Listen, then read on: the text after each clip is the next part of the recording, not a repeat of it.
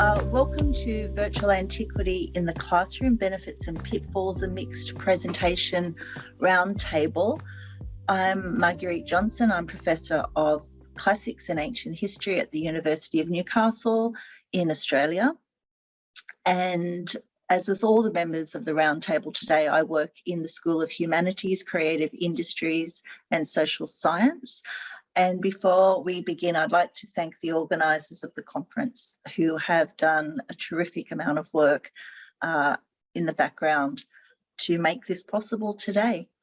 So this is a 90-minute roundtable that has a mixture of live and pre-recorded elements that includes interactive engagement with our online audience for Q&A. The roundtable is divided into two sections. Part one, technologies and teaching, promoting the pedagogy of interdisciplinary collaboration across a university landscape.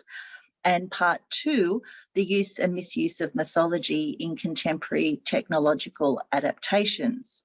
Each presentation goes for around about 8 minutes, and after each part, there's a Q&A built in. I also want to thank Dan and Meredith for sort of advising on the best way to present this. So just an overview of the panel abstract. This roundtable addresses the year that was for ancient history at the University of Newcastle, Australia, and looks forward to the years that come. We discuss the online delivery of two undergraduate courses, AHIS 1000 Ancient Greece and AHIS 2500 Greek Mythology, delivered amid the pandemic, and we reflect on the virtual innovations we introduced to successfully engage students, as well as consider the potential pitfalls in the use of diverse media in the ancient history classroom. So part one, technologies and teaching, promoting the pedagogy of interdisciplinary collaboration across the university landscape. This is a two-part presentation by myself and Paul McDonald. Paul is the media producer in the Learning, Design and Teaching Innovation Unit at the University of Newcastle. And he has a keen interest in the analytics of video, along with the effective development of technology to make a meaningful impact on the student experience. And in this two-part video, we discuss the pedagogical benefits of academic and professional staff collaborations in the production of online delivery, basing our discussion on two undergraduate courses, as I mentioned before, Ancient Greece, a first-year course, and Greek mythology, an upper-level course, in an online environment via the virtual classroom Blackboard Learn. We reflect upon the successes and the challenges entailed in combining content with new media for dynamic student engagement and learning. This is very much about the vitality of current developments in ancient reception studies in terms of both form and content. So I'll hand over now to my colleague, Paul McDonald, and he will upload and stream our video recordings. Thanks, Paul. Thanks, Margaret. Just give me a moment and I'll queue up the first video. Okay, hopefully everyone can see this. Our panel today comes from Awabakal land. We acknowledge and respect the Pambalong clan of the Awabakal people, traditional custodians of the land on which this campus of the University of Newcastle is situated, and also acknowledge and pay respect to the other Aboriginal and Torres Strait Islander nations from which our students, staff and community are drawn. We also acknowledge this land was never ceded.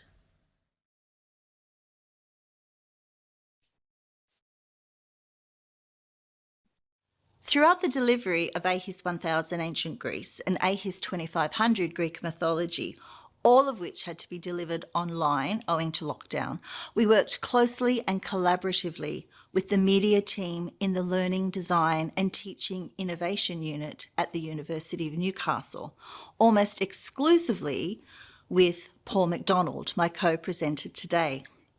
As Paul will explain, the first part of the delivery was able to be done in the recording studio at the university, where we were free to use and experiment with a range of technologies, such as lightboard and green screen.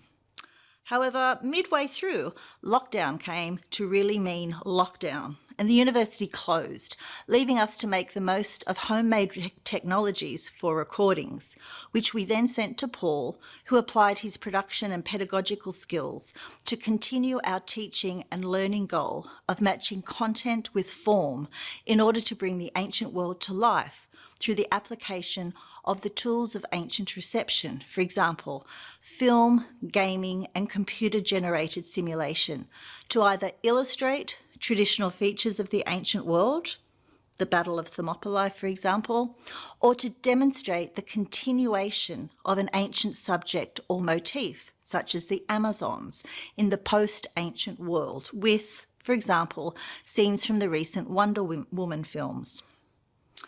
Our work with Paul enabled us to organically embed content, including ancient reception, into facets of ancient Greek history for the first year course and Greek myth for the upper level course. Because we were recording lectures, our collaboration with Paul enabled us to introduce facets of ancient reception into our virtual classroom in an authentic way. Students could see and experience examples of reception meaningfully by being invited to consider what the examples were doing in the context of augmenting their learning and knowledge. As stated in our abstract, our approach was very much about the vitality of current developments in ancient reception studies in terms of both form and content. By form, we mean the delivery mode of technology per se, so much at the heart of ancient reception studies, and the direct implementation of such in the vital role played by professional staff and the expertise to manage media, transform lecture content into video recordings, and combine various modes of technological enhancements. By content, we mean not only ancient history and mythological topics in terms of our two courses under discussion, but also the expression of such content in relation to the currency of antiquity in diverse media, from television, comics, video games, and film.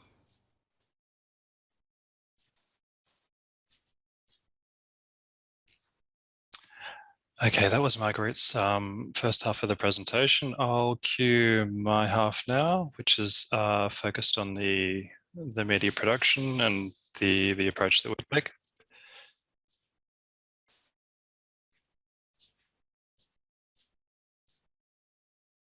Hi, my name's Paul McDonald. I work in the media team in the Learning, Design and Teaching Innovation Unit at the University of Newcastle, our version of a Centre for Teaching and Learning. At its simplest, our mandate is to help make courses effective, enriching experiences for students. I'm a visual learner, so I'll use a clumsy analogy to explain how we do this. Imagine a house. That's our finished video. It's a tiny house because we know students like short videos. Inside it lives the content. The content wants a cosy, bespoke house to call its own. Before we start building, we do the important check of our planning codes. These are the pedagogical frameworks that inform what we should build and why. That sounds lofty, but in practice it just involves me conducting a regular literature survey for relevant studies, comparing the findings to some internal studies and metrics, and then absorbing these learnings into our practice. My go-to researchers in the field are Mayer, Garrison, Gua, and the teams they work with. Together, they lay out some wonderfully informative principles that shape our concept of what a good video needs to be an effective learning tool. Moving on, the raw building materials are our production resources. Under face-to-face operation, these are our studios. We've built them to be versatile spaces. They can record everything from interviews to lightboards to green screens. During remote learning, we extended these resources to include anything at hand: tablets, phones, lapels, mics, a white wall, whatever. To make the house, we consider the needs of the content, our pedagogical framework, and the resources at hand to hopefully make a really great resource for students. So informed by this process, we took a range of approaches on ancient Greece and myths of the ancient Greek world. We began with high production value introductory videos shot on green screen. Our team informally calls these hero videos. We try and include at least a couple in each course if possible. They're labour intensive, but establish educator presence up front in an engaging manner. As we exist in an attention economy, they also signal to students that the course content is worthy of their attention. The green screen is also a powerful tool to situate the lecture in an environment and directly critique and reference third-party content. Another format we used in the Greek myth course was our lightboard. As a teaching tool, they're wonderful at translating the experience of watching a lecture in the classroom to the online environment. You get all that good stuff connected to eye contact and body language cues, as well as the progressive reveal of content. We have internal quantitative and qualitative research which demonstrates Lightboard is both popular with students and an effective learning tool. The third major production format we used across both courses was the more conventional PowerPoint or Zoom presentation. This style is the bread and butter of many of our courses. They're a familiar format for most teaching staff. They're quick and easy for us to produce, and they can be recorded in one of our purpose-built studios or at home. They're also pedagogically the most risky format, with the temptation to hide unseen behind a wall of written text which is read out verbatim. To combat this, I encourage the use of a picture-in-picture camera feed or full-screen introduction to maintain educator presence, the use of a stylus or annotation tools, and media-rich content to reinforce the learnings. Midway through the course runs, at about the week 6 mark, we entered a 3-month statewide lockdown in response to a COVID outbreak. That threw a wrench in studio production, but the teaching team pivoted wonderfully to the new situation.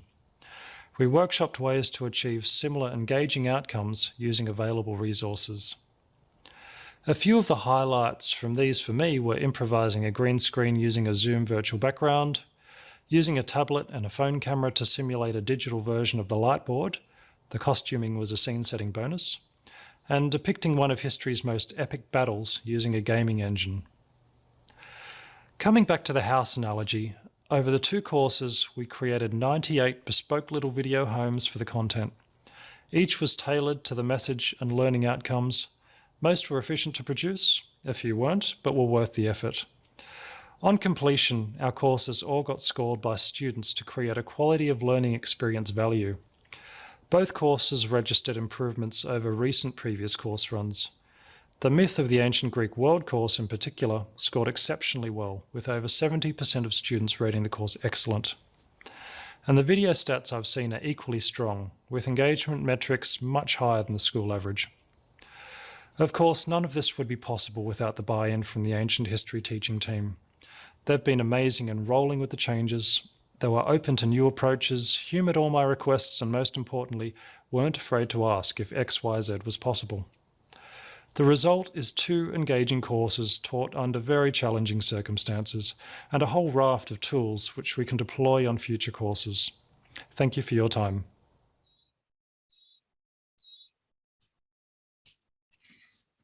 Okay, so that wraps up the two halves of the first section that's pre-recorded. Over to you, Marguerite. Thanks, Paul. And Paul was really modest, but I'm not so modest. That we won a university teaching award, Paul and our team and another member of from Paul's area for the 2 courses. So it sort of paid off. So the next presentation is also a recorded one, and it's called Computer Simulation as a Teaching Tool, Thermopylae and the Ultimate Battle Simulator. And this was part of a course a segment of a course delivered to our first year students by Tom Sharples. And Tom is a PhD scholar in history at the University of Newcastle. He is an ancient history major and a modern history major, and still has contact with ancient history, even though his PhD topic is looking at gay conversion therapy. So Tom, we're very fortunate to have him on our teaching team. And this particular topic is a discussion of how modern technology has allowed ancient historians, both professional and amateur, to simulate the most significant battles from the ancient world. It is based on Tom's use of a particularly striking simulation posted on YouTube that used the ultimate epic battle simulator to recreate the Battle of Thermopylae, which he incorporated into a lecture for AHIS 1000 Ancient Greece. Take it away, Tom and Paul.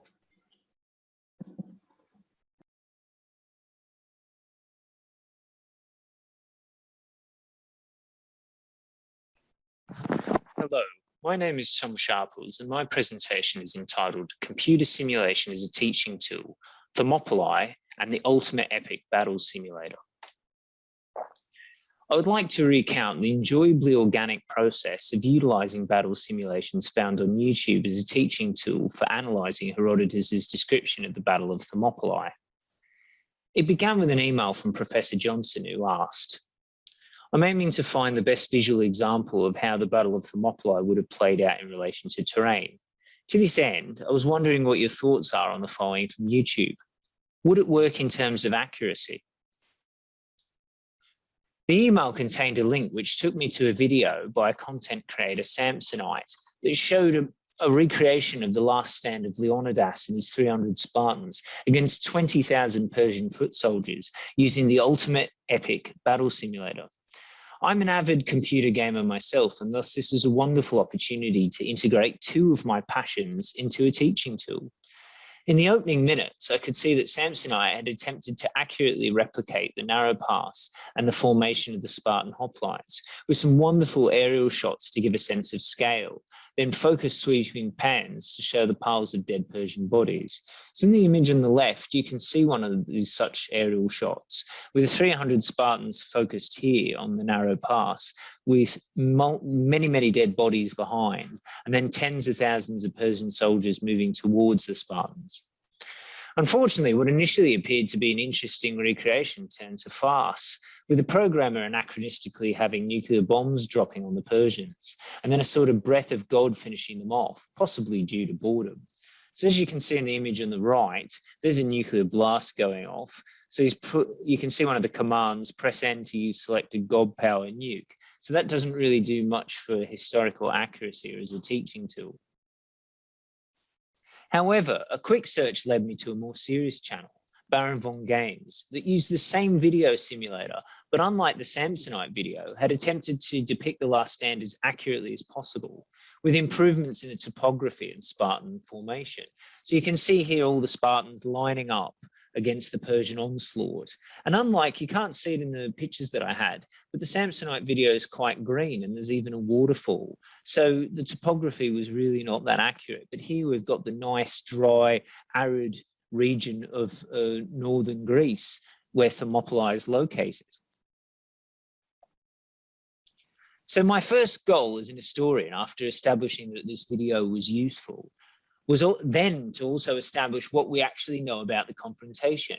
And in this case, our best source is Herodotus. I consulted the relevant chapters from histories and made notes on the most interesting elements.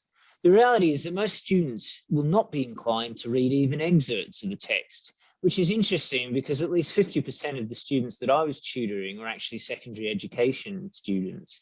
But as teachers ourselves, we need to give a flavour of the origins of these tales. So like parents, we must hide the information like vegetables and bolognese sauce, hoping the recipients don't realise they're absorbing it. Thus, I decided to provide commentary over the simulation and compare what was being depicted on screen with Herodotus's account, writing a script, but also allowing for improvisation to make the video also seem natural in tone. So I actually used the Robin Waterhouse translation, and here's an excerpt describing the past at Thermopylae. So what I would do is I would talk about how Herodotus described Thermopylae and compare it to the battle simulation in real time. So to give you a flavour, I'm going to play approximately a minute of the lecture just to give you an idea of what it is that I did. But a Malian by the name of Ephialtes actually offered to lead the Persians down a mountain path to Thermopylae, so actually encircling behind the Greek forces, which would circumvent the attacking force that was facing them and lead to their ruin from behind. And so that's actually what happened on the second day. So as you can see, this is the first day, and look at what's already happening. I mean, the bodies are absolutely piling up because this is a practicality of what they were doing. I mean, this is only 20,000. And as you can see, the Persians are starting to encircle them, but the Spartans are sort of turning to face them. But look at the sea of bodies. I mean, that's literally what it would have been like as the battle was happening. So it's at this point that Herodotus, so after the first 2 days, so again, this is, don't forget, this is the final day of the battle. So there's been 2 days of battle prior to this. And it's at this point that Herodotus begins to hint the battle may be an example of heroic fate and sacrifice. He says during book 7, chapter 219, that the first sign of the Greeks had a betrayal was that a diviner read in a sacrificial animal that death would come to them at the dawn of what was the third day of fighting. So this is the third day. What I didn't realize at the time is that Professor Johnson's request regarding the utilization of YouTube to help teach a key battle from Antiquity is part of a greater movement in pedagogy. In a journal article written in October of this year, entitled The Impact of YouTube Video on the Student's Learning, the authors state the following. Good quality education is based mainly on how well students attain the knowledge. One way to achieve this is to simplify the content and make it as intuitive as possible. Using YouTube videos encourages students to look for similar videos and get a habit of using YouTube as an educational resource. The only challenge is the evaluation of the reliability of the content. And for that reason, content selection has to be done by the instructor. So as you saw with the Samsonite video and the use of the nuclear blasts, obviously it's very important as educators that we vet these videos, because it would have been very embarrassing if I had allowed that video to be viewed by the students and then the nukes start going off. This paper also reports that grades improve when YouTube is used to help deliver content, as opposed to a more traditional setting of purely lecture-based material. While this analysis was performed on a computer science class, I believe it could be just as effective for ancient history. From my own early evaluation when completing a tutorial discussion and marking an associated paper on Thermopylae, which featured another more infamous depiction of the battle, I noticed that an understanding of the exaggeration of the legend of Sparta, a downplaying of their Greek allies, and an appreciation for the details of the Greek terrain were all apparent in the student responses. So as you can see here, this tutorial was focused on 300, but we're able to also use the battle simulation to discuss current depictions of Thermopylae and how it relates to the original Herodotean account. As a tutor, this is wonderful to see, with students gaining an appreciation for the tendency for modern interpretations of antiquity to take liberties with the facts. But rather than denigrate these art forms, it is much more useful to promote an approach that incorporates technology and other disciplines such as programming and video production and editing. What I learned from this experience is that you should never skip an opportunity to use new methods when delivering material on the ancient world. Just because we're teaching concepts related to antiquity doesn't mean our pedagogical methods need to be ancient as well. Thank you.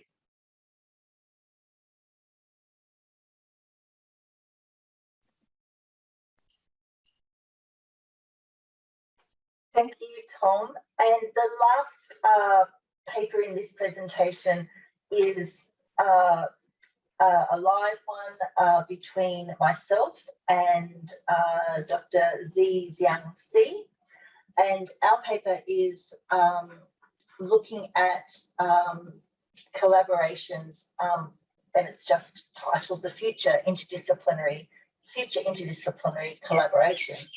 And I'd like to introduce my co-presenter, Z.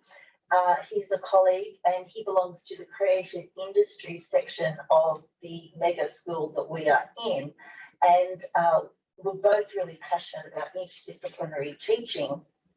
And Z has specialised over the past 10 years in the design, use and integration of interactive media, including but not limited to augmented reality and virtual reality research creation.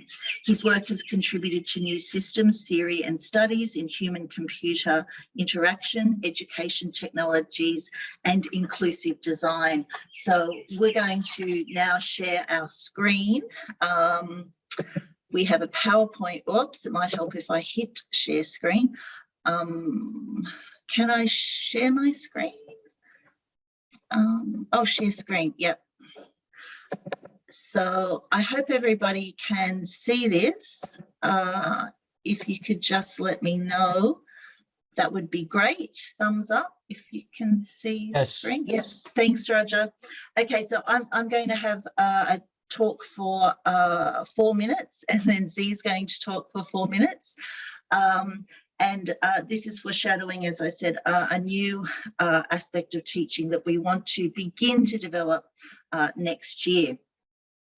So Z and I are going to discuss our current research that examines the possibilities of merging content and form, which you've seen in the previous videos already. Ancient Greek mythology with extended reality and 360 dome projection technologies to bring the southern night skies and the mythical narratives that accompany the etymological narratives of the constellations to life. We envisage our audience to be undergraduates, school students and teachers, as well as the general public. The location of the project, once completed, will be in a purpose-built space at the University of Newcastle, which is currently under construction for the broad use of 360 dome projection technologies.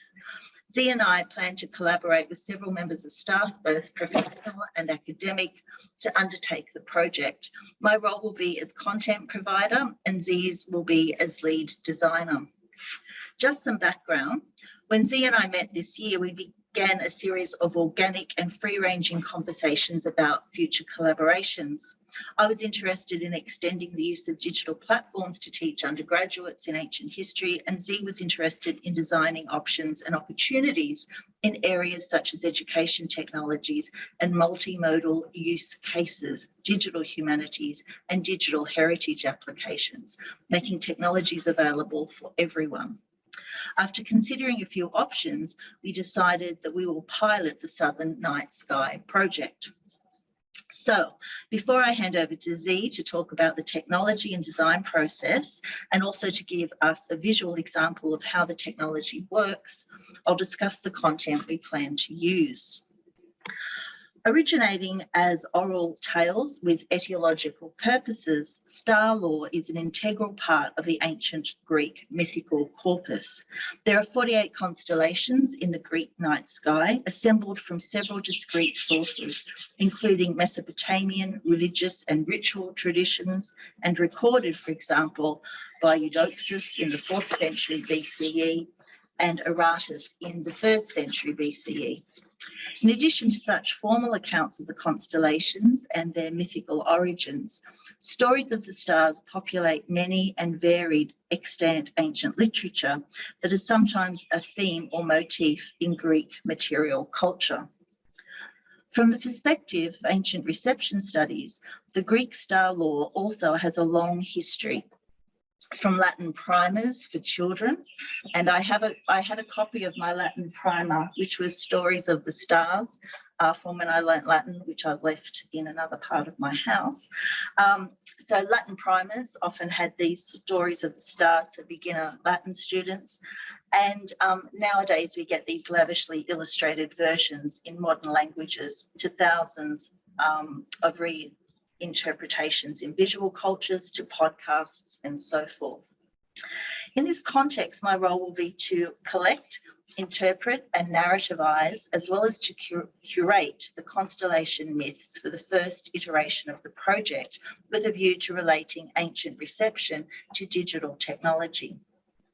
Future versions of the project will be to liaise with Indigenous Australians, primarily from our region, the Awabakal region, that is the coastal area of the Hunter region of New South Wales, to create a corresponding night sky for the Southern Hemisphere, which will incorporate First Nation mythology. This would continue the groundbreaking exhibition, Songlines. Oh, sorry, that's our region here, as you can see, and this is the Awabakal region. So our work will continue the groundbreaking exhibition, Songlines, Tracking the Seven Sisters, which was an Aboriginal-led exhibition that chronicled the Seven Sisters dreaming and their dreaming tracks, and their final flight into the night sky. This exhibition premiered at the National Museum in Australia in 2017. And in fact, it used an immersive 6-metre dome. So this gives you an example. You can actually go onto the website and have a look at this exhibition. So it was the star story of the Seven Sisters, as I said, and their dreaming. And you can click and you can actually see how the dome works.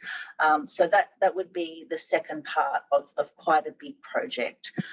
So I think that's me, and I'm going to close now and stop the share and hand it over to the wonderful Z.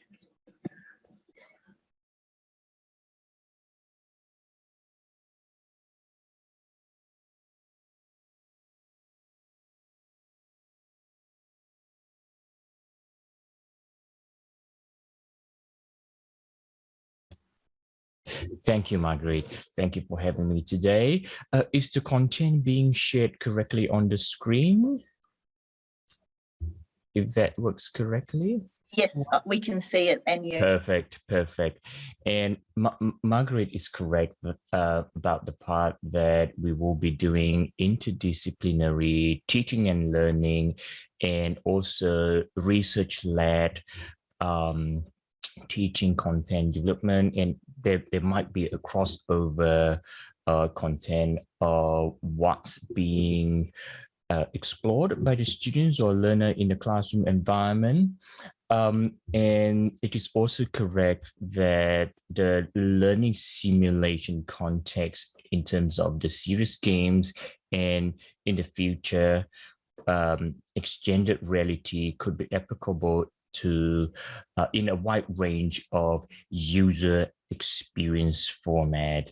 And before I go on, once again, this presentation emphasizes the connection between new media of ancient reception studies of the classroom and interdisciplinary collaboration for best practice. And as you can see here, this shows some of the examples of how our research has informed our teaching and curriculum design in terms of creative pedagogies. In one example, the interaction and UX design, which is a course that sits in the creative industries or the visual communication design space. Students have been looking at the user experience study and the user interface design aspects of the learning content. And one of my favorite courses, DESN 2600, Designing for Gameplay, we have been able to focus on serious games middleware solution, which might or will inform some of the ancient history courses in terms of multidisciplinary collaboration, where students will be looking at or have been looking at high fidelity prototyping and 3D scanning and preservation of digital heritage or cultural heritage artifacts. And in some of our hybrid courses, such as the commercial studio photography, which has an informal name known as computational photography. We have been able to introduce new techniques of capturing method known as virtual reality 360 content capturing. So this technique will also inform what we have been discussing here in the context of multimodal applications and user experiences. We are looking at the possibility of having our content, both teaching and research, to be applicable and adaptable and usable, not only on a single platform. For example, starting with mobile and tablet devices, we are focusing on content to be distributable and accessible on demand. Computer screens being one of the most commonly available platforms. We are looking at WebGL compatibility, and this is where my expertise would come in. As we look at augmented and virtual reality, we will be focusing on immersive experience and interactive media.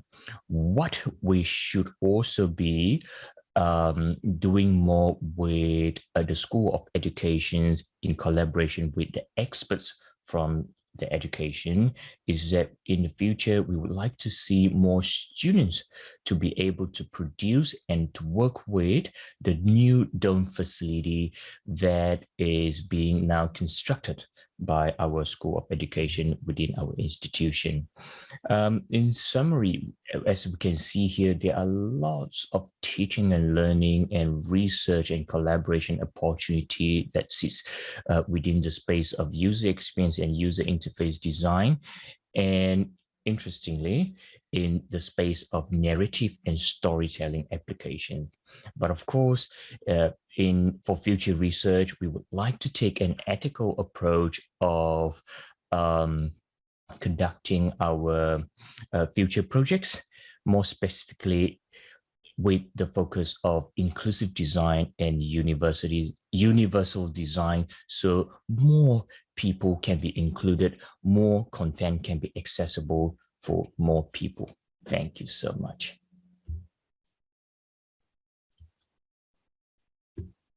Thank you, Zee.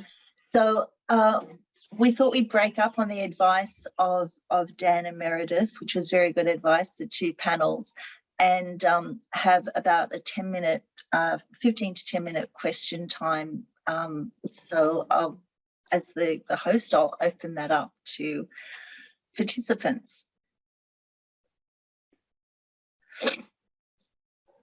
Oh, should I be checking the chat, or people can just ask directly? Is that okay?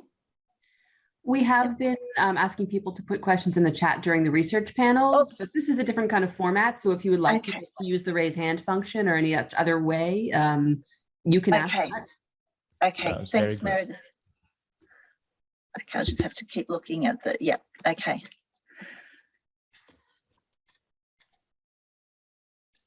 Yes, there's Meredith and Shona. Meredith, while you're there.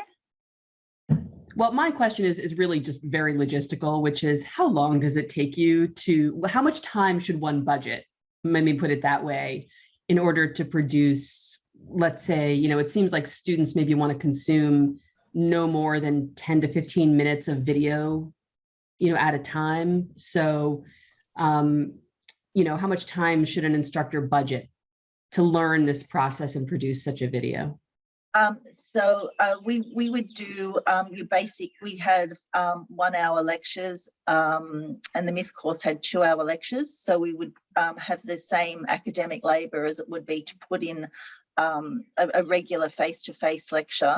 But I'm going to hand over to Paul because his educational background really informed how then our lectures were divided up for the students online. So Paul, would you like to talk about the pedagogy that you advised us to use, which we did use, in fact, Meredith?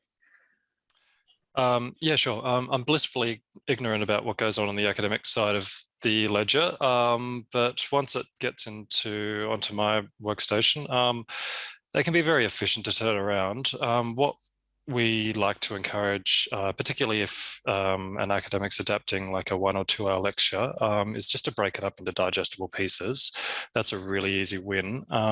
We've seen a lot of research that suggests that user engagement just falls off a cliff after about the 6 to 8 minute mark. So you're not even getting up to that 10 to 15 minute range. So the smaller video chunks, the better, just breaking it up by topic.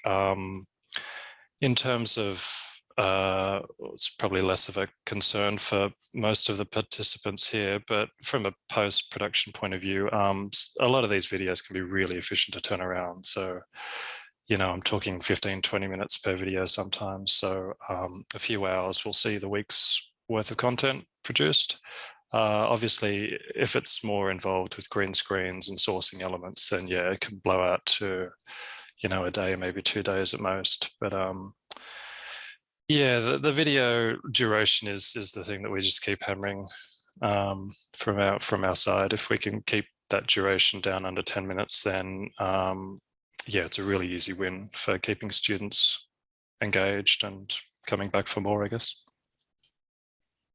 Our students, because Paul advised us, no more than 15 minutes for each section.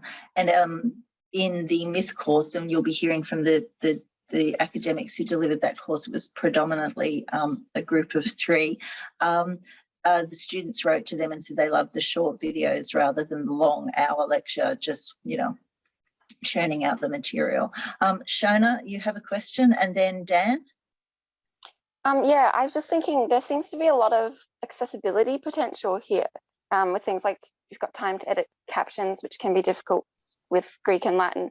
So I was wondering, do you have any observations or feedback from students on the accessibility of online delivery?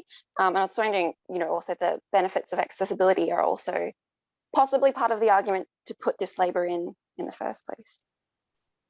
Yeah, we had, after the courses were finished, Shona, we accessed the Blackboard site, and one of the technical staff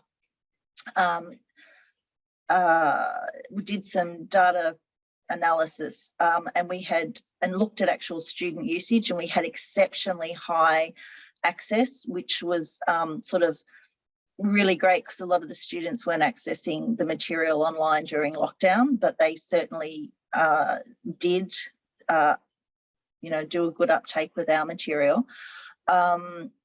And I think your other question was about accessibility. They could, I think, I hope, our students watch them at all sorts of times, and we could look at data as it was happening live, looking at the days of the week that they accessed it, which was really interesting. So we knew certain days there would be a high spike in usage. And so the students felt during lockdown that, you know, that they had leisure time to watch when they wanted, and that was really useful for parents who were homeschooling at the time. They could watch the videos, you know, at 12 o'clock at night or 6 in the morning. So we found that the accessibility was really well catered for with this particular type of delivery. I hope that answered your question. Yeah, that's fantastic. Thank you. It's great to hear. And Dan had a question too. Yes, it's more of a comment actually, and it's just more of a response to Meredith. Yeah, I've been doing videos for a while in response to the pandemic and before, and I don't have a Paul McDonald to rely on and fall back on. So for me, it's just, you know, a one-person operation with a laptop and a headset. And for me, since I need to rely on a script, you can tell by the way I'm rambling now, I'm terrible at extemporizing, even though I'm actually pretty good in a lecture situation in the classroom, but I can't seem to replicate that kind of energy on camera. So I need a script. I also need to do a great deal of audio editing as well, because I found that, you know, even a mediocre video can be redeemed with good audio. For what, you know, it seems counterintuitive, but it's true. So you sort of put that all together, and maybe I'm doing it wrong, but my process now after several years is, I think for about 5 minutes of scripted video with all the other things that I want to put into my PowerPoint, which requires some animations, but not superfluous ones, and maybe a little bit of on-camera time, I'm probably at about at least 5 to 7 hours per video, just to sort of get that in there. I hope that sounds about right, because like I said, I think I would feel horrible if that's not right. But when I hear Paul say, yeah, 15, 20 minutes, I think, oh, Lord. But it is really time intensive. And I think that's what throws a lot of people out. Yeah, I think that we are really fortunate, because our teaching and learning and digital unit of our university is really state of the art, and we are incredibly fortunate. We couldn't have produced the level that we did. But having said that, Dan, and this is not to be sort of disrespectful to colleagues, but not many colleagues did that. They chose not to do it. And so a lot of the recordings were just reading lecture notes with a bit of PowerPoint into the screen. And ultimately, I think at times that was faster for them to do. It wasn't really edited or very much at all. And so they chose that path, and we certainly could have done that. We just could have put the PowerPoint up, recorded our voices and set it off. And that was an option, as I said, that most people did choose. And a lot of them weren't even edited. You said, Dan, that you edited yours, and you were really, because I would be a perfectionist and I would be there for hours doing mine to, like, I'd send myself quite crazy. But Paul also really emphasizes with us that making mistakes is good.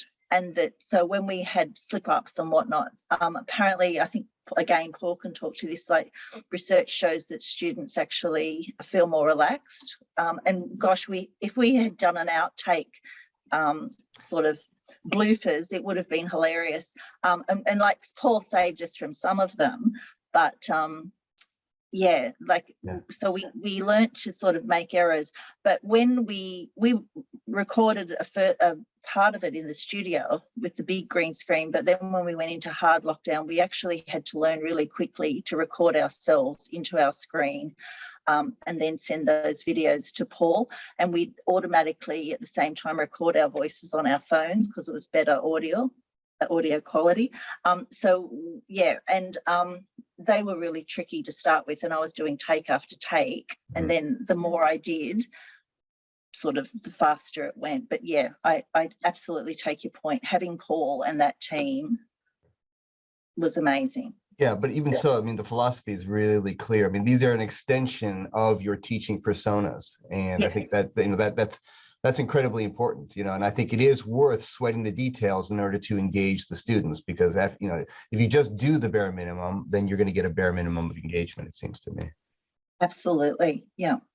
Yeah, and if I could just jump in quickly, just like to reassure you, Dan, that a lot of what the research that was buried in my presentation points to is that it's far more important just to come across as passionate about your subject. Stumbles are fine. Quality is largely irrelevant. If you sound like you know, you love whatever it is that you're teaching, then that's going to be infectious. So one thing we push is not to worry about the technical quality so much, just to convey that passion that you've built up over a lifetime of study and research and teaching. That's the gold, really. Yeah, thank you. Paul did direct us at times when we were in the studio when we first started out. Like, so he'd say things like, we'll take that again, we'll do that again, Marguerite, with a little bit more energy. And so he was actually sort of like assume the role of the student, which was, you're really flat and flustered today, start again and be a bit more bouncy. Yes, very much. Once more with feeling was what Paul, yes. And then we turned the camera on him and he did his own recording for today. So and I did my own flat presentation, yeah. It was great. It was very measured. So we'll move on to the next section of the presentation, which is part 2, the use and misuse of mythology in contemporary technological adaptations. And the first presenter is Timothy Nancarrow, and he's a PhD scholar in history at the University of Newcastle. And Tim is undertaking his research on the virtue of sacrifice in Germanic pagan societies. And this is based in part on surviving mythical elements and accounts, primarily conveyed across the poetic and prose Eddas and the Icelandic sagas. And in his presentation today, which I think is the longest title of all, Gaming as a Medium for Exploring the Impact and Promotion or Promulgation of Positive, Negative Interpretations and Erroneous Aspects of Germanic Myth. And this presentation explores the reception and representations of key elements of Germanic myths in gaming and video games such as Hellblade and Sacrifice, Assassin's Creed, Valhalla, and the most recent God of War. It considers the balance between historical accuracy and creativity and the ramifications for this within the classroom. And what it really feeds into is we've noticed over the last couple of years an increase in students coming into all facets of ancient history with their knowledge primarily based on Assassin's Creed and a series of related games. So Tim's going to address that, and this is a pre-record as well. So take it away, Paul and Tim.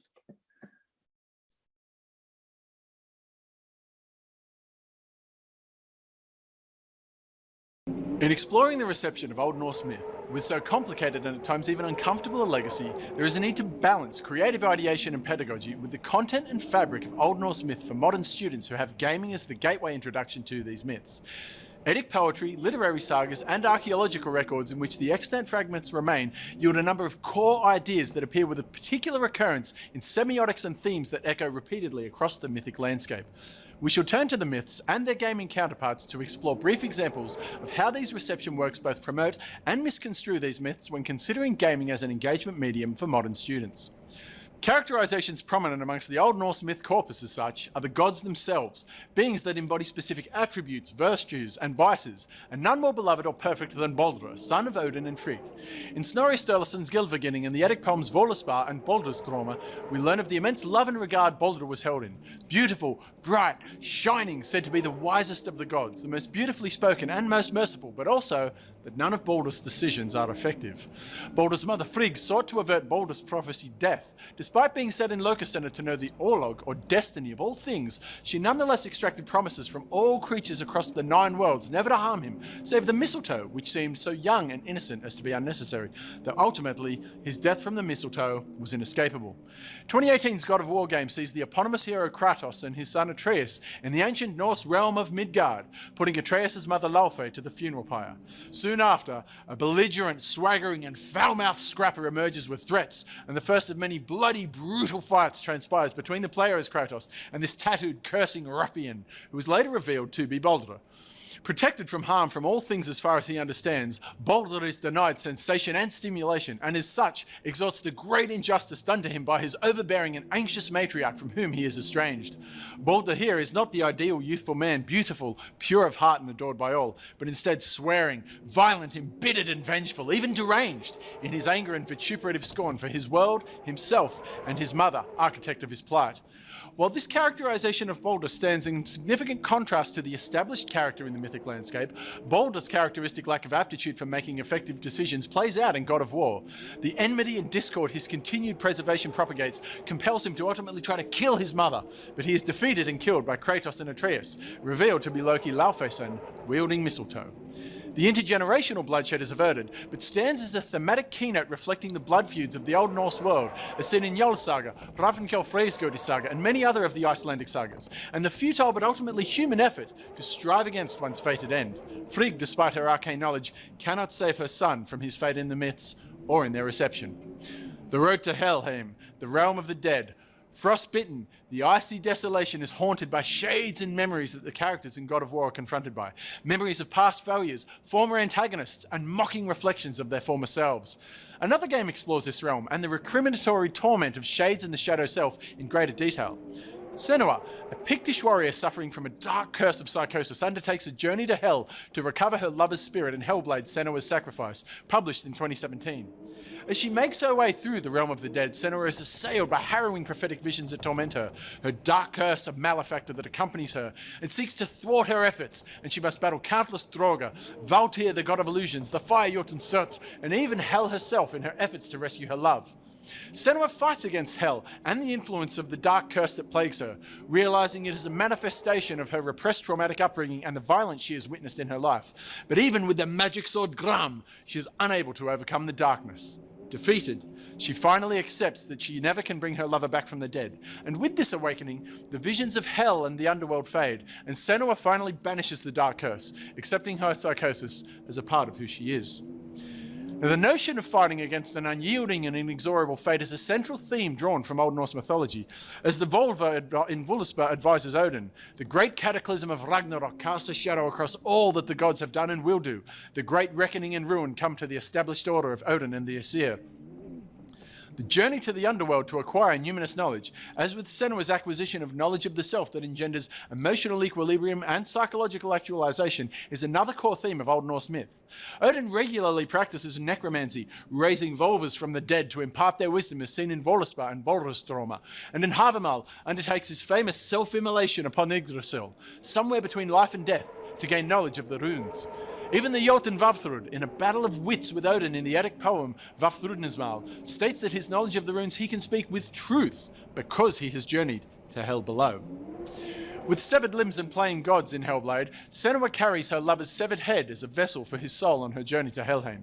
Now, this motif is echoed in God of War with Mimir's head, an integral interlocutor who accompanies Kratos and Atreus and regales them with history and wisdom of all the nine worlds, as well as offering witty rebukes and levity in an otherwise stoic and serious narrative experience.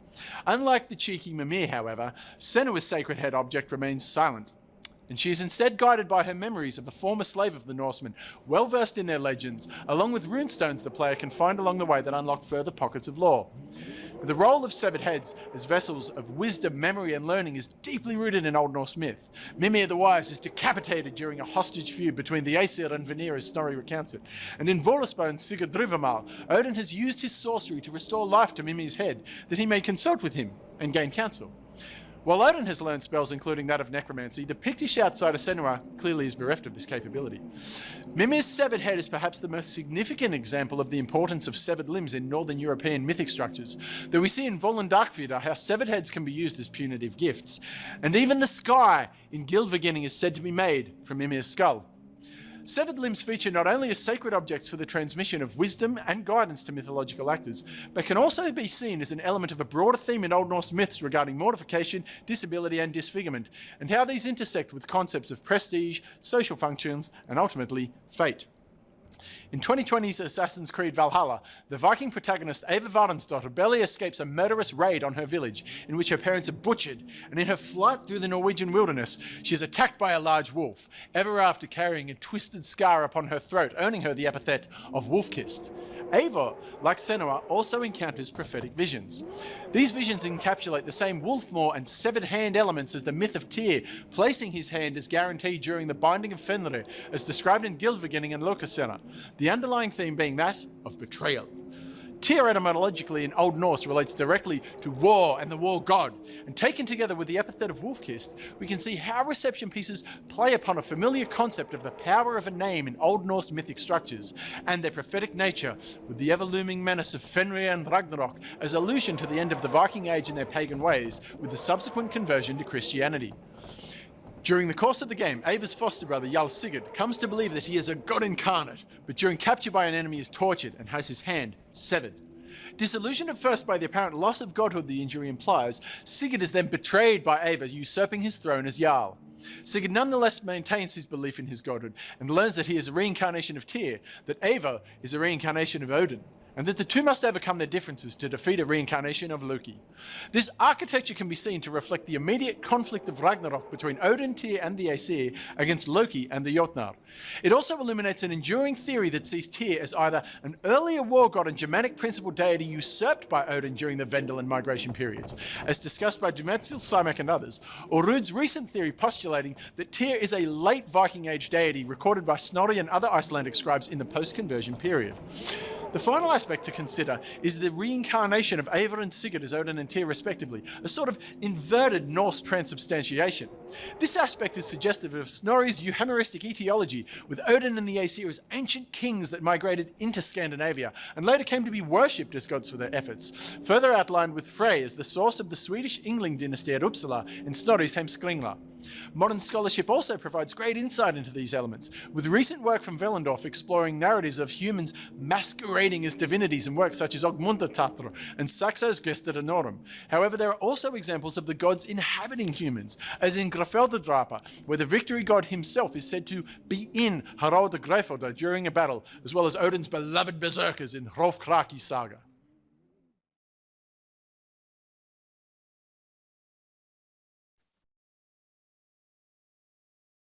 Thank you, Tim, and Paul, for beautiful design of that. And I must say that we really should acknowledge that Tim was hugely jet lagged when he recorded that.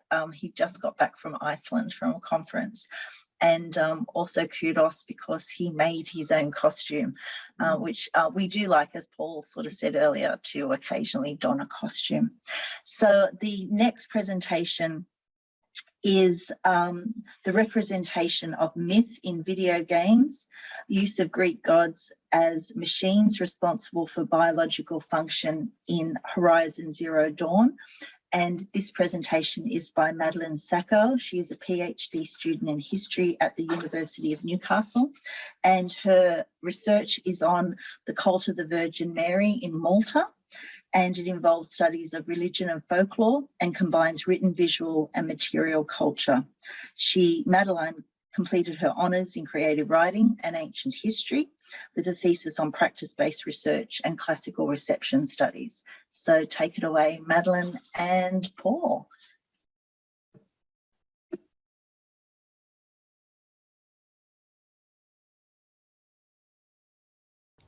In the AHIS 2500 course at the University of Newcastle in Semester 2, 2021, our teaching team strive to relate mythological content from the Antiquities to modern material in order to establish familiarity and relatability to the concepts we were introducing.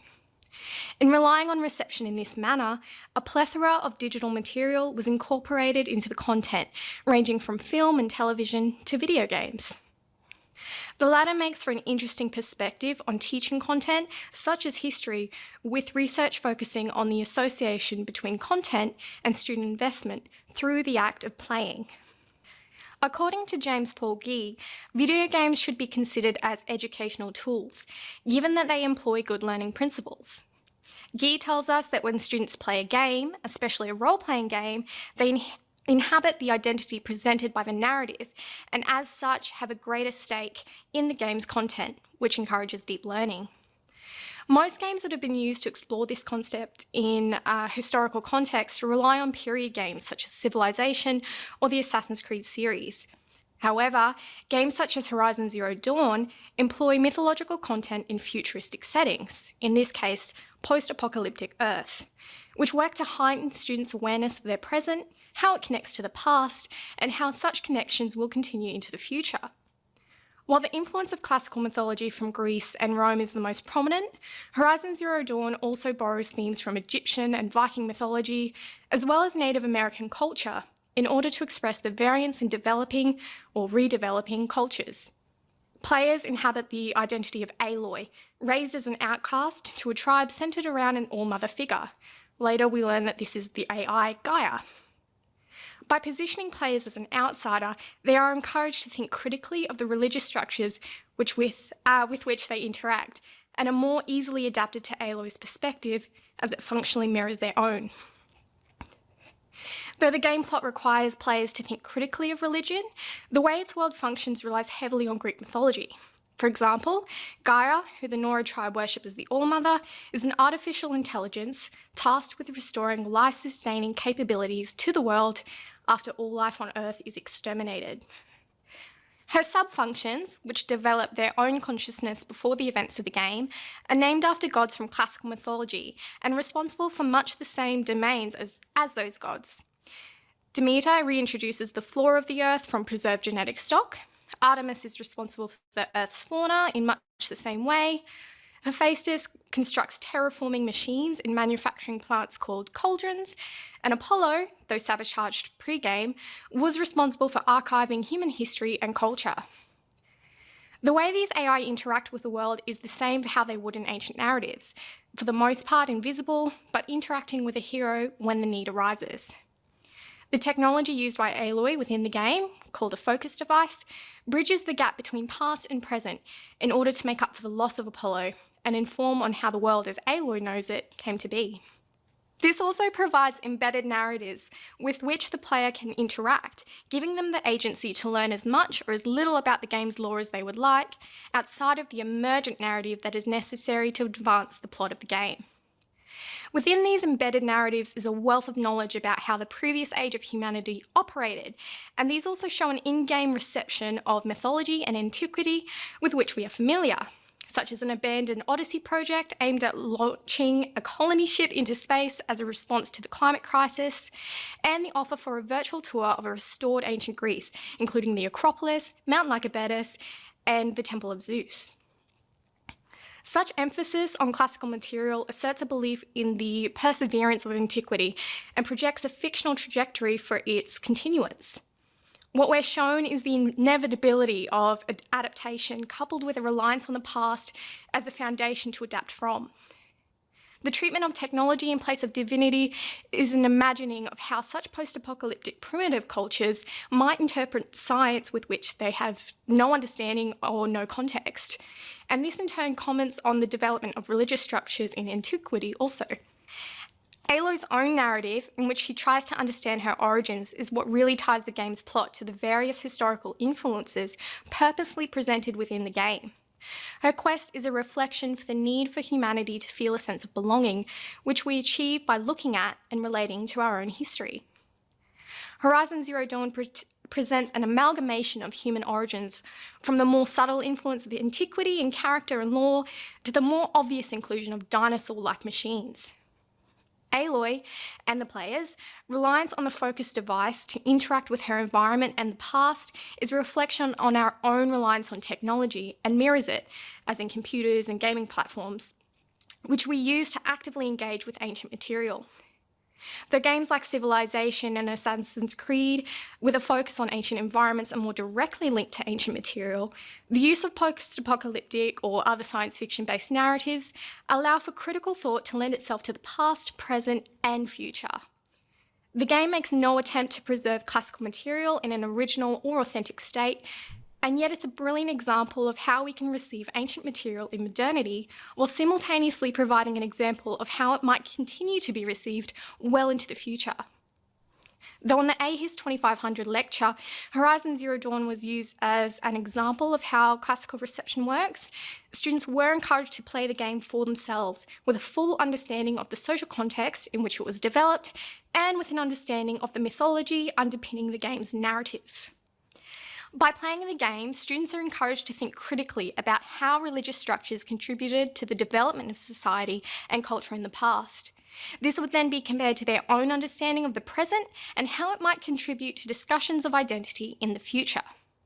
Within the classroom, we use non-traditional platforms such as Horizon Zero Dawn to encourage critical thinking regarding the place of mythology within modern contexts. In this way, we instilled in students the idea that the persistence of mythology is not dependent on direct reference to ancient material, but exists in a variety of receptive formats that do not necessarily fit the traditional structure of classical reception. This in turn facilitates a deeper understanding of the continued relevance of classical reception in the contemporary era.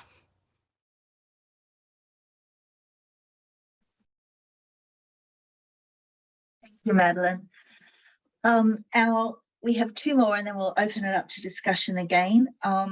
Presentation 6 is misusing Hades in the classroom, how to approach problematic material with students who are familiar with censored or adapted myths. And this is by Tanika Koosmen, a PhD scholar in classics at the University of Newcastle. And Tanika is exploring in her PhD the folkloric motif of the werewolf through various lenses, including ancient sources, modern theorists and philosophers, and popular fiction. This presentation looks at how, in the contemporary era, especially among the undergraduate student cohort, the extent of adaptation that ancient material has seen has affected the way undergraduate students approach university-level education on related topics. This topic is problematised in this discussion through the case study of Hades and Persephone. And in relation to this particular case study, I note that there are themes under discussion in this presentation that some may find confronting. Thank you, Tanika and Paul.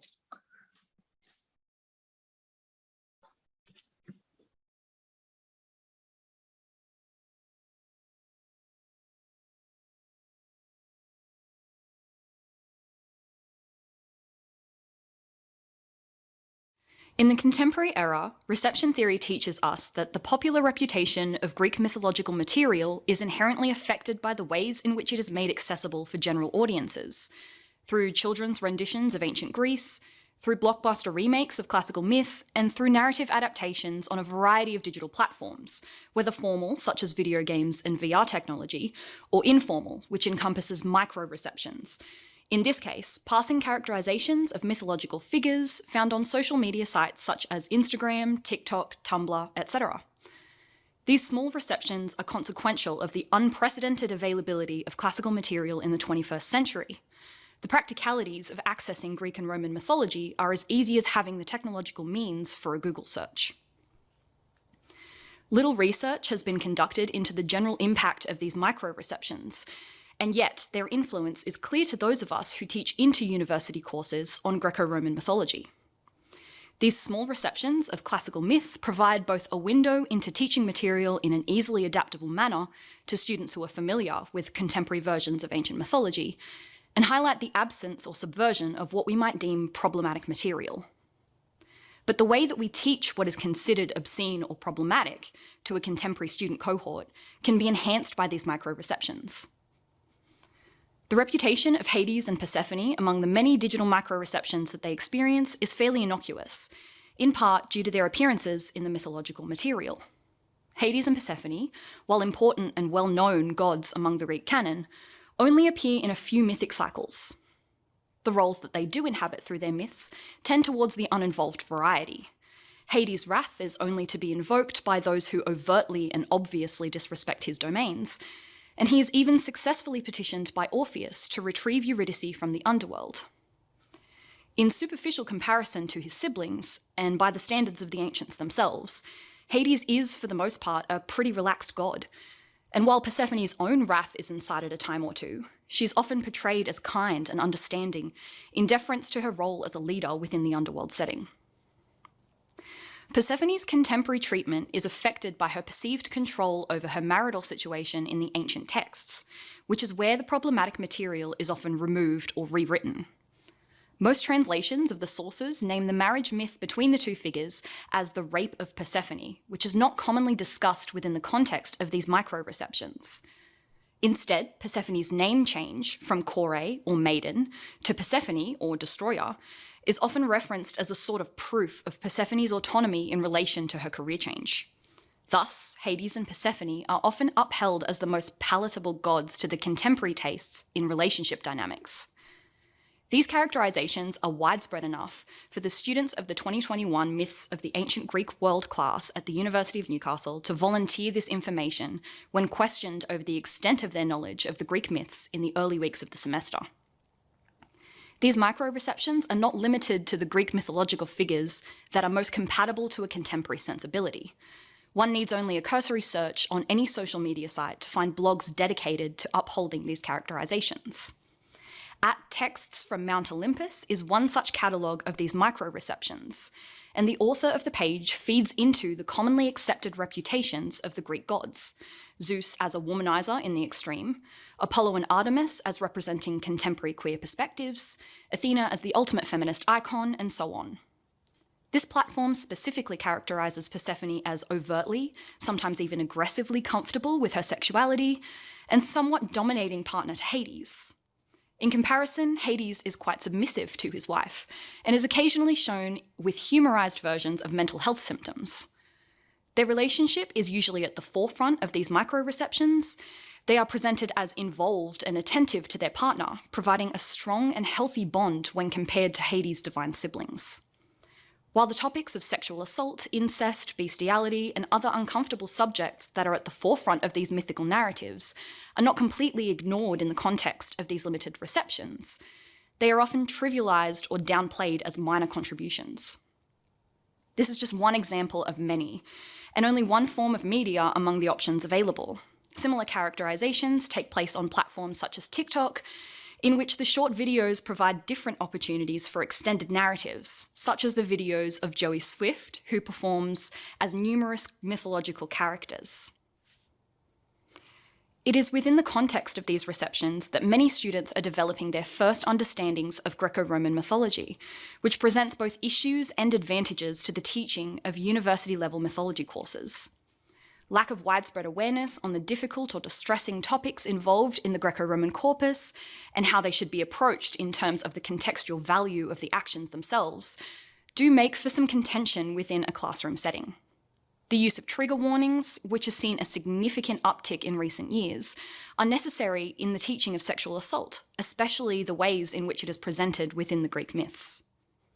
There are numerous news articles and think pieces that consider the advantages and pitfalls of adding trigger warnings to potentially distressing university courses, and the inherent overlaps with topics such as censorship and free speech. What many among the academic community stress about their use is that while some content may be distressing, it is still important to include, to be educated, and to discuss in critical settings. The classical discipline is no stranger to censorship of material considered inappropriate for students, and it has been a long and arduous process to convince the educational systems to teach the mythological texts in their entirety. Historically, tensions between the Greco-Roman canon and the values of a Christian-led education system have affected which parts of the mythical material are taught, and beyond this, who they were taught to. The historical gatekeeping of the classics discipline is very well documented. And so introducing these topics to tertiary students has become a delicate balancing act of remaining true to the Greek material and context, and ensuring that classrooms, either physical or virtual, remain safe spaces for students who might experience distress at such topics. Micro-receptions are valuable tools in the integration of the ancient material with the contemporary mindset. The awareness of these micro-receptions can be effectively utilised in classroom contexts in order to engage and teach students in the contemporary era. Volunteering information found on these platforms should be encouraged by both student and tutor, and this has the capacity to introduce those difficult conversations regarding sexual violence, incest, and so on, within a space that enables ease of discussion. During the tutorials for Myths of the Ancient Greek World, students and tutors both engaged with these micro-receptions as a foundation to build on the knowledge of the Greek mythological canon. And while the language tended to veer towards that colloquial characterization of the gods and mortals in ancient Greece, it was clear in the course outcomes that our approach was effective in stoking enthusiasm for the classics among the student cohort.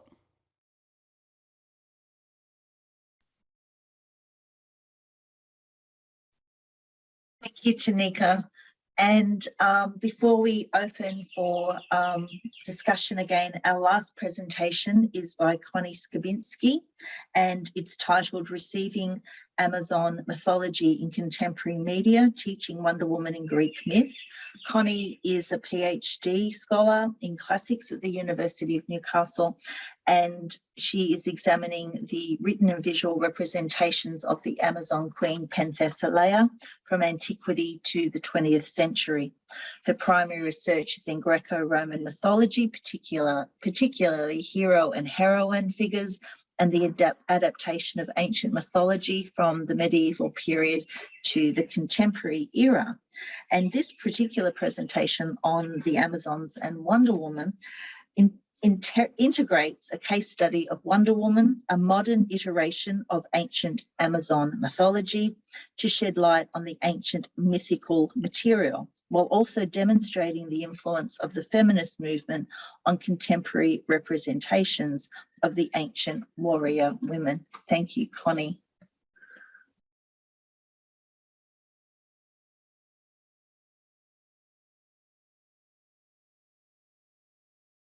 In recent decades, there has been a strong shift towards high schools and universities implementing ancient reception studies among their pedagogical approaches, with recognised benefits being that it makes the study of antiquity more accessible and meaningful for students.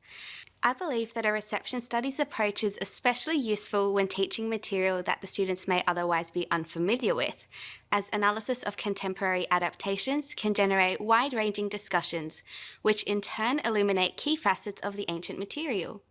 It is for this reason that I chose to use a reception studies approach when introducing our students to the ancient Amazons. The Amazons were significant figures in the Greco-Roman mythic corpus, as visual and written representations of these formidable warrior women span several centuries, from pre-Homeric times to the late Roman Empire. Amazons are featured in the works of many well-known ancient authors, including Homer and Virgil, and appear in the mythic cycles of renowned heroes Heracles, Theseus, and Achilles. Despite this, as I've spoken with classics academics who are currently undertaking research on the Amazons, they all noted that there was minimal or non-existent reference to Amazon mythology throughout their high school and undergraduate studies. This mirrors my own experiences, as I first formally learned about the Amazons in my honours year, when I came across Quintus Smoneus's Post-Homerica, book 1 of which focuses on the Amazon Queen Penthesilea. I was thus expecting that our student cohort would likewise be unfamiliar with the ancient Amazons, a prediction which was confirmed to be true in our tutorial discussions. This is perhaps due to the inherent male bias in antiquity, as the majority of ancient sources were written by men, and this bias was largely inherited in traditional scholarship, with its predominant focus on the lives and feats of elite Greek males, both historical and mythological. As a feminist theorist, I seek to unearth the lived experiences and legendary stories of ancient women in my research and teaching, which I hope to do in part by introducing our students to the Amazon warrior women. To overcome the students' unfamiliarity with ancient Amazon mythology, I incorporated an extended case study of a well-known contemporary Amazon figure, Wonder Woman. I did so with the intention that students would be able to identify and analyse similarities and differences between Wonder Woman and the ancient Amazons, as well as to highlight the influence of the feminist movement on retellings of Amazon mythology post-Antiquity. I also hoped that students would gain an awareness and appreciation of how ideology and societal practices can shape storytelling by comparing ancient and modern perspectives on the Amazons. To facilitate these in-depth discussions, I worked with Paul McDonald from the Learning Design and Teaching Innovation team to create a green screen video juxtaposing representations of Amazons from ancient vase paintings and sculptures, with images from Wonder Woman comics and footage from the 2017 and 2020 movies.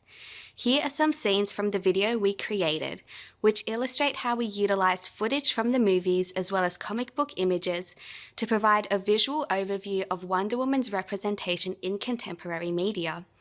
Please note that I had to film this green screen video from home during the COVID lockdown, which I did through Zoom by simply using a green square as my background, so the visual quality is not as good as it would be if it were filmed in the studio. But nonetheless, the end result is an engaging video which succinctly contrasts ancient and modern depictions of Amazon figures. Teaching the Amazons through Wonder Woman proved to be an effective method, as it generated great discussion in the tutorial groups regarding the ancient Amazons as well as the transmission of mythology more generally. To begin the tutorial discussion, students shared similarities they noted between Wonder Woman and the ancient Amazons, specifically with regards to elements of the ancient myth that might otherwise be overlooked. A few students noted that, much like in the opening scene of Wonder Woman 1984, ancient Amazons are consistently depicted fighting on horseback, and these students were curious as to the significance of the Amazons' cavalry combat. This allowed me to teach about the historical origins of Amazon mythology, explaining that the ancient stories were likely based on Greeks' observations of semi-nomadic Eurasian steppes peoples, where women fought alongside men, as the speed, strength, and mobility provided by the warhorse overcame natural disadvantages they may otherwise face as a result of their sex. Students also noted pertinent differences between the ancient Amazons and Wonder Woman, most notably that Wonder Woman is portrayed in a more explicitly feminized and sexualized manner, more so than the mythic Amazons. This then generated a productive debate regarding Wonder Woman's status as a feminist icon, complicated by matters such as the male gaze and lack of intersectionality, as well as the Amazons' relevance in today's fifth wave feminist climate. As part of this discussion, we considered the appeal of ancient Amazon mythology in the 1940s, when William Moulton Marston created the first Wonder Woman comic. Students commented that the all-female Amazonian society, characterized by women's self-reliance and political autonomy, may have held special relevance in the first-wave feminist context, inextricably intertwined with the women's suffrage movement. Thus, the Wonder Woman case study was a useful tool to teach the importance of ideology in the transmission of classical mythology post-Antiquity. As I prepared the Wonder Woman case study, I was aware of the potential pitfall that it may lead students to approach the Amazons anachronistically, analysing them through a distinctly modern lens. This was initially the case for one student, who enthusiastically praised the ancient Amazons for upholding feminist ideals, even referring to them as girl bosses. As is necessary in the field of ancient reception studies, I used this opportunity to discuss the importance of interrogating both ancient and modern perspectives of mythic material, and I encouraged the students to analyse the ancient Amazons through recourse to the Greek patriarchal system, rather than modern notions of feminism.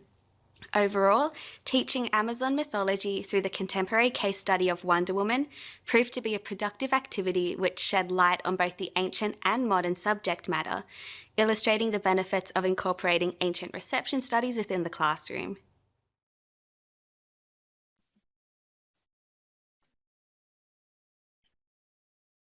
Thank you, Connie, and thank you, Paul, for all the technical brilliance.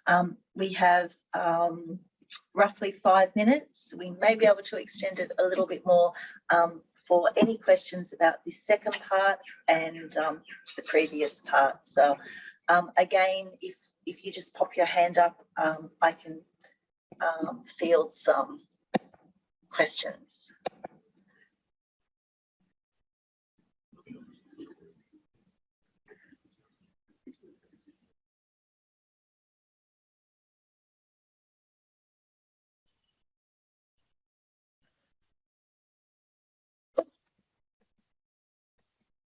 Any questions? Meredith has her hand up. Oh, Meredith, yes, sorry. Yeah, I just thought I could, just start off with something that I'm always a bit hesitant about, which is I'm not a gamer, but I do, of course, grasp that, it's very important for a number of students, or a good proportion of students who do come, as, these presentations have been articulating, with that being their primary point of reception, or that it may be something that's useful to bring into the classroom.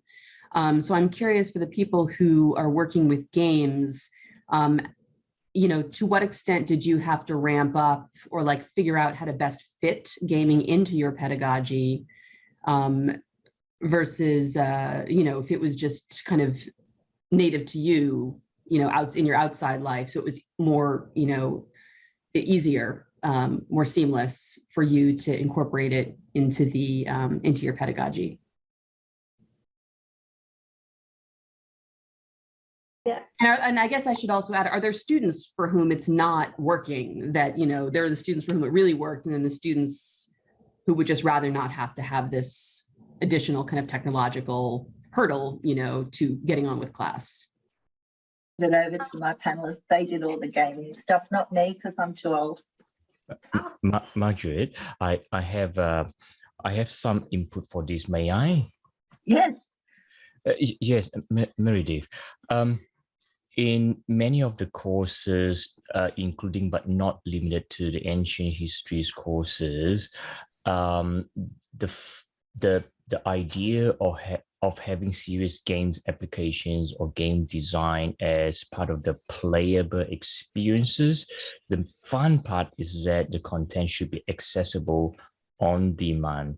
That means, on the one hand, for one person, well, I'll be just playing the trailer part, I'll be just playing the heroic video show reel part, and I'll be just playing the level 1. That's enough for me. But on the other hand, there will be people willing to spend 20 hours or days and revisiting the same content again and again, not limited to just games, but also extended reality content, including augmented and virtual reality as well. Hopefully that provides some information or some insights of what's happening in this ongoing development of this emerging technology space. Would anyone else like to? That was great. You could see teachers the actual making of that of the product. Anyone else who did use gaming a bit? Tanika, Connie, Madelaine, Tom, Tim would like to contribute that as well. Found in my experience, it really was those who tend to play games outside of the classroom, you know, as I do, found it easier to kind of immerse ourselves into that narrative. And it's the same for students. So if they play games outside of the classroom, they're more likely to engage with, you know, video games already, which makes it a lot easier to then incorporate that into teaching in the classroom. It is a little harder for those who aren't quite interested in video games, but that's what's so great about us, is that we also included movies and television shows, music, things like that, to make it as accessible to everyone as we could. I just find video games work for me, so I thought, why not? And I was already familiar with Horizon Zero Dawn, so it does make it really easy to then adapt that to teaching for reception. I hope that answers it. Would anyone else on the staff, like the teaching staff side of things, like to contribute to that question? Because it's a burning question, Meredith. Actually, it's a really good topic for an article. Like, yeah. And if I may mention, there is going to be tomorrow, I think Hamish Cameron is here, but I'll, you know, plug for him that the two gaming roundtables tomorrow. I'm sorry, it's probably too early really for you all. Probably about 2 o'clock in the morning. We are so upside down here. Yeah, sorry about that. But the recordings have been great. Yeah. Tim, Nancarrow, would you like to add anything? Yeah, actually, just I haven't yet enjoyed the fortune or certainly the immense responsibility that my fellow academic colleagues have had in being able to utilise gaming for teaching myth. But if you look at I suppose gaming and the framework that it represents for reception and for students to you know, play with myths, you know, are we playing in these ancient spaces, or are we playing with ideas around them? Is a really fascinating landscape, I think, to explore. But something as simple, particularly in and it works across, I suppose, all of the extrapolated elements of Indo-European myth structures, where you've got the Moirai, the Parkai, the Nornir in the, you know, the Germanic. This concept of fate and destiny really is it's a great touch point for being able to connect to modern students' experiences with gaming. You know, these ideas around those those kairos moments, those crossroad moments where the player can go this way or that way, and you can use those sort of, or at least I imagine, and from some of the conversations I've had with Marguerite, these are some of the things that Tanika and Maddie and Tom and the others have been able to utilize, just those little moments in gaming as a vehicle to be able to directly connect with students and ultimately bring everything back to a concrete example rather than a sort of superfluous hypothetical. So, yeah. And we have some other questions on the chat, so I'll just will quickly, and please, Roger, kick me off when you've given me some extra minutes. So a question from Tammy Jo: will you continue to use video and multimedia sources in your classes even after we return to in-class teaching? I suppose I would have to say yes. This last 6 months has been a transformative time for me in terms of pedagogy, and that is down largely to the amazing cohort of postgraduates who taught with me. They have transformed my teaching. So my pedagogy and the continuation of it and the development of it is down to Tom, Tim, Tanika, Madelaine and Connie. Yeah, they have just totally reinvigorated it. So yes, that's just from me. And there's a question now to Connie. Would you ever consider, or have you considered, using the character Cassandra in Assassin's Creed Odyssey in your teaching on Amazons? She's not an Amazon in a literal sense, of course, but there's strong indications that Ubisoft use Amazonian imagery and even Wonder Woman imagery for her design, and some scholarship has considered her as a Spartan Amazon. So that's come from Alexander. Connie. Right. No, that's an awesome question. So unfortunately, no, I've never done that, but 1000% I want to in the future, because I think that would be an awesome teaching tool. So thank you so much for the suggestion. I think that's the end of the chat comments. Would anyone else like to ask us anything before we all disappear on an early Saturday morning in Australia?